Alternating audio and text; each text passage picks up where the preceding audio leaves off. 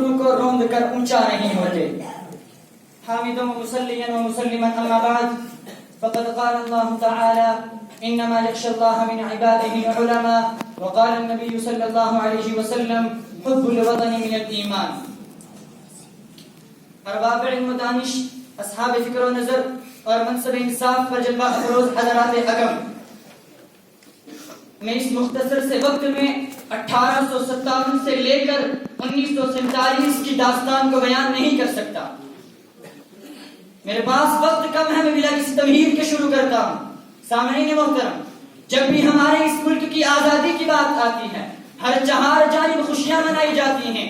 یہ سارا ہندوستان مسرتوں میں نہایا ہوا معلوم ہوتا ہے. شہیدان وطن کو خراج عقیدت پیش کیا جاتا ہے، ان کے حالات کو گا گا کر سنایا جاتا ہے.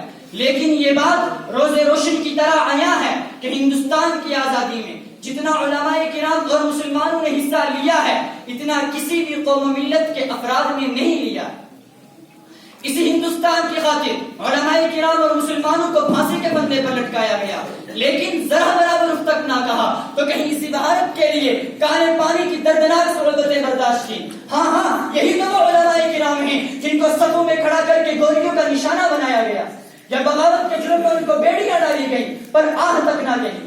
اگر سرزمین ہند کو پیاس بجھانے کی ضرورت پڑی تو یہی وہ علماء کرام ہیں جنہوں نے پانی کے بجائے اپنے خون سے ہندوستان کی پیاسی دھرتی کو سیراب کیا. کہیں علماء کرام کے مقدس جسموں کو تانبے سے داغا گیا تو کہیں علماء کرام کو خنزیروں کی کھالوں میں بند کر کے جلتے ہوئے تنوروں میں ڈالا گیا. تو کہیں لاہور کی شاہی مسجد کہ جس کے ذہن میں انگریز کے پھانسی کے پھندوں کا انبار لگایا تھا اور ان میں ایک دن میں 80 علماء کرام کو پھانسی دی جاتی. سامعین محترم، یہ ایک ناقابل انکار حقیقت ہے کہ آزادی کی لڑائی میں سب سے زیادہ علماء کرام اور مسلمانوں نے ہی جدوجہد کی ہے. لیکن آج انہی محبان وطن کی داستانوں کو بڑی بے دردی کے ساتھ تاریخ کے صفحات سے مٹایا جا رہا ہے اور مسلمانوں کو دھمکیاں دی جا رہی ہیں، جو الفاظ کہے جا رہے ہیں کہ ہندوستان چھوڑو پاکستان چلے جاؤ. اسی ہندوستان کے کچھ باطل پرست اور شرپسند عناصر کی متفقہ آواز ہے کہ ہندوستان کی آزادی میں علماء کرام نے کوئی حصہ نہیں لیا، مسلمانوں نے کوئی حصہ نہیں لیا، بلکہ ان کا دعویٰ ہے کہ ہندوستان کو ہم نے اور ہمارے لیڈروں نے آزاد کرایا ہے، لہذا ہندوستان میں رہنے کا حق صرف ہم ہی کو حاصل ہے. اے وطن کے غداروں، میں تم سے پوچھنا چاہتا ہوں کہ بتاؤ ہندوستان کی آزادی میں تم نے کیا کیا؟ تمہارے کتنے لیڈران اور رہنما یہاں پھانسی کے پھندے پر چڑھائے گئے؟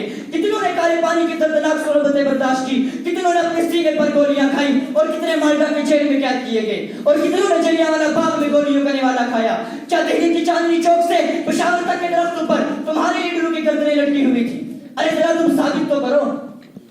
اے وطن کے نیست و نابود کرنے والوں، میں خدا کی قسم کھا کے کہتا ہوں کہ اگر اس ہندوستان کی آزادی میں علماء کرام اور مسلمان حصہ نہ لیتے تو تم اور تمہارے لیڈران ہرگز انگریزوں کے خونی پتیوں سے اس ہندوستان کو آزاد نہ کرا پاتے. آج بھی میرا دعویٰ اور چیلنج ہے کہ اگر خدا نہ خواستہ ہندوستان پر انگریز جیسے ناپاک کو دوبارہ اگر قبضہ کرنا چاہے اور سب کو غلام بنانا شروع کر دے تو بھی تمہارے اندر کچھ دم نہیں کہ اس سے آزاد ہو سکو. اگر آزاد کرا سکتے ہیں اور میدان میں شمشیر بکف ہو کر آ سکتے ہیں تو یہی علماء کرام اور مسلمان آ سکتے ہیں. میرے پاس وقت کم ہے، میں صرف چند نام گنواتا ہوں. اور مجاہدین آزادی اور سرخیر آزادی کی سرگرمیوں کا آغاز مولانا سید احمد رحمۃ اللہ علیہ اور مولانا سید شاہ اسماعیل شہید کی قیادت میں ہوا تھا. مولانا جعفر تھانیسری، مفتی عنایت احمد کاکوری، مفتی صدر الدین خان حجت الاسلام بانی دارالعلوم دیوبند، مولانا محمد قاسم نانوتوی امام الہند، مولانا ابوالکلام آزاد مجاہد ملت، مولانا حفظ الرحمان سوہاگی، مولانا عطاء اللہ شاہ بخاری اور مجاہد آزادی مولانا کلیم اللہ نور بہرائچ. ارے یہ ہے شمع آزادی کے پروانے جنہوں نے 1857 سے انگریز جیسی ظالم قوم سے جنگ کر کے 15 اگست 1947 کو اس ہندوستان کی سرزمین کو پاک و صاف کیا ہے. میرے یہ 6-7 نام لینے کا مطلب یہ نہیں کہ صرف یہی تھے، کیونکہ میرے پاس وقت نہیں ہے. لاکھوں کروڑوں علماء کرام نے اور مسلمانوں نے اس دیش میں قربانیاں دی ہیں، تب جا کے یہ ہندوستان آزاد ہوا ہے. اے وطن کے نیست و نابود کرنے والوں، کیا علماء کرام اور مسلمانوں نے اس دیش کو اسی لیے آزاد کرایا تھا کہ تم حکومت کی کرسی پر بیٹھ کر عیش کرو، مسلمانوں کے مال و جائیداد کو لٹواؤ، سرزمین کشمیر میں جتنا چاہو خون بہاؤ، وہاں کے جس جوان کو جب چاہو دہشت گرد ٹھہراؤ؟ نہیں، بلکہ ان علماء کرام اور مسلمانوں نے اس دیش کو اسی لیے آزاد کرایا تھا کہ ہماری آئندہ نسلیں یہاں امن و امان سے زندگی بسر کریں گی. لیکن آج ہمارے سامنے ملک کے حالات نے یہ واضح کر دیا. بابری مسجد کی مسماری مسلم نوجوان کے قتل، ماں اور بہنوں کی عصمت دری نے انکشاف کر دیا، یکساں سول کوڈ اور کشمیر کے معاملات نے بالکل واضح کر دیا کہ اس ملک کے اندر ہمیں کوئی مذہبی آزادی نہیں حاصل نہیں ہے۔ سشما سوراج اور اشتعال انگیز بیانات نے بالکل حجت تام کر دیا ہے۔